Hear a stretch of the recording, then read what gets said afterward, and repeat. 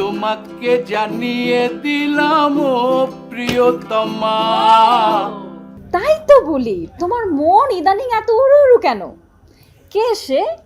কে সে তোমার প্রিয়তমা? তুমি কি আবল তোমার কথা বলছো? আমি আজকে একটা গানের মোড়ে আছি, বুঝছো? গানের মোড়ে। তুমি চুপচাপ বসো আর আমার গান শোনো। আমায় প্রশ্ন করে নীল ধ্রুব তারা, আর কোকাল আমি রব দিশাহারা, রব দিশাহারা।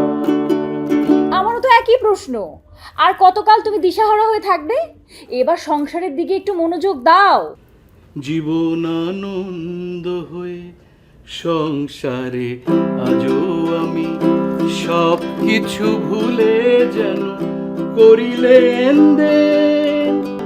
তুমিও তো বেশ আছো, ভালোই আছো।